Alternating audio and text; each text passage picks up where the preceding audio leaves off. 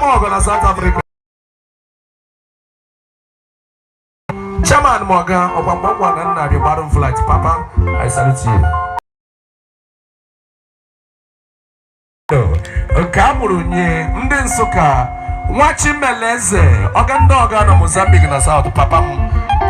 Monaga Banana Beach. Nwachiene Menunkim, Odoba Munezikoba. I got to honorable. I forgot about one person of whom I'm talking about. Peace in Fanny to Weeper. What do you feel about Obioma?